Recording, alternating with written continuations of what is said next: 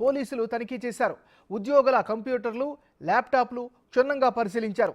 ఉద్యోగులు ఎవరూ ల్యాప్టాప్లను బయటికి తీసుకువెళ్లొద్దని సూచించారు. డేటా సర్వర్లను స్వాధీనం చేసుకున్నారు.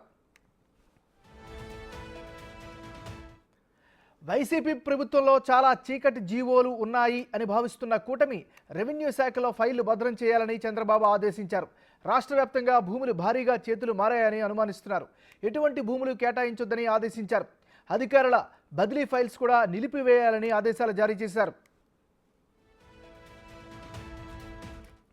5 ఏళ్లలో వైసీపీ ప్రభుత్వం ఎన్నెన్ని కుంభకోణాలు చేసిందో, ఎన్ని లక్షల కోట్ల అప్పులు చేసిందో లోతుల్లోకి వెళ్లి చూస్తే గానీ తెలియదని చంద్రబాబు అన్నారు. జగన్ ప్రభుత్వ కుంభకోణాలపై తెలిసిన పైపైన మాత్రమేనని, అసలు విషయం లోతుల్లోకి వెళ్తే శోధిస్తేనే అర్థమవుతుందని చెప్పారు. దీంతో వైసీపీకి కొమ్ము కాసిన అధికారుల్లోనూ టెన్షన్ మొదలైంది.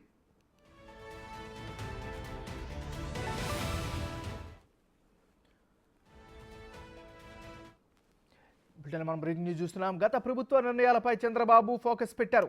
ప్రమాణ స్వీకారానికి ముందే అన్ని కార్యాలయాలను తమ ఆధీనంలోకి తీసుకుంటున్నారు. వైసీపీ ప్రభుత్వ డేటా బయటికి పోకుండా చర్యలు తీసుకుంటున్నారు.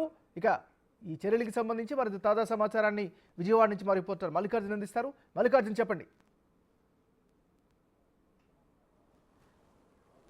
నాగరాజ్, ఏదైతే 4వ తారీఖు ఎన్డీఏకి సంబంధించిన అభ్యర్థులందరూ కూడా ఘన విజయం సాధించడంతో కూడా నిన్నటి నుంచి అంటే 5వ తేదీ నుంచి కూడా చంద్రబాబు మార్కు రాజకీయం ప్రారంభమైందని కూడా చెప్పుకోవచ్చు.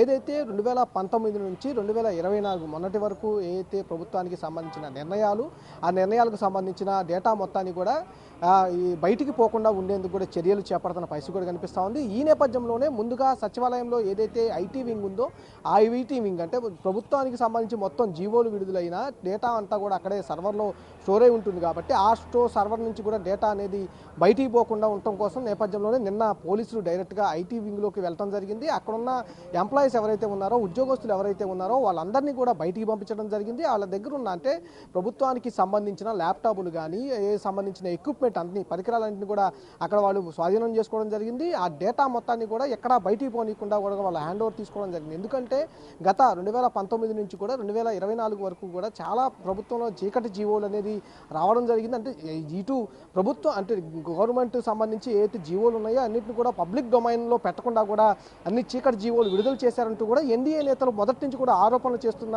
నేపథ్యం కనిపించింది. ఈ నేపథ్యంలోనే అసలు ప్రభుత్వంలో ఎలాంటి నిర్ణయాలు తీసుకున్నారు, ప్రభుత్వ ఆర్థిక పరిస్థితి ఏ విధంగా ఉంది అంటే కంపల్సరీగా అక్కడ ఉన్న ఫైల్స్ కానీ అక్కడ ఉన్న తీసుకున్న నిర్ణయాలకు కానీ అక్కడ సర్క్యులేట్ అయిన ఫైల్స్ సంబంధించిన నిర్ణయాలు అన్నీ కూడా సంబంధించిన డేటా అంతా కూడా క్షుణ్ణంగా పరిశీలించాల్సిన నేపథ్యం ఉంది. కాబట్టి నిన్నటి నుంచి కూడా ప్రభుత్వానికి సంబంధించిన అన్ని జీవోలు అన్ని డిపార్ట్మెంట్లో మేజర్గా ఓ పక్క రెవెన్యూకు సంబంధించిన డిపార్ట్మెంట్లోను అలాగే ఐటీ వింగ్కు సంబంధించిన డిపార్ట్మెంట్ ఐటీ వింగ్లో మేజర్గా ప్రభుత్వంలో ఏ నిర్ణయం తీసుకున్నా ఏ ఫైల్ తీసుకున్నా ఎక్కడ అనేది సర్వర్లో డేటా ఉంటుంది కాబట్టి ఆ డేటా అనేది బయటికి వెళ్లకుండా అంటే డేటా అనేది డిలీట్ కాకుండా బయటికి వెళ్లకుండా ఉండేందుకు కూడా చర్యలు చేపట్టారు. నిన్న అంతా కూడా అక్కడ ఉన్న ఎంప్లాయీస్ని బయటికి పంపించి ఆ డేటా అనేది చెక్ చేస్తున్న పరిస్థితి కూడా కనిపించింది. దాని నేపథ్యంలోనే సాయంత్రం పూట రెవెన్యూ శాఖ కూడా ఒక సర్క్యులర్ అనేది నిన్న విడుదల చేయడం జరిగింది. రెవెన్యూకు సంబంధించిన ఫైల్స్ అన్ని అక్కడ మంత్రి ఛాంబర్లో ఉన్న ఫైల్స్ కానీ అలాగే రాష్ట్ర వ్యాప్తంగా రెవెన్యూకు సంబంధించిన రికార్డులకు సంబంధించి ఏదైతే సచివాలయంలో ఉన్నాయో ఆ రికార్డులన్నీ కూడా తారుమారు కాకుండా బయటికి వెళ్లకుండా నిన్న ఆదేశాలు జారీ చేయడం జరిగింది. అంతేకాకుండా అన్నింటిని కూడా స్టోర్ చేయాలంటూ కూడా ఆదేశాలు ఇచ్చారు. అలాగే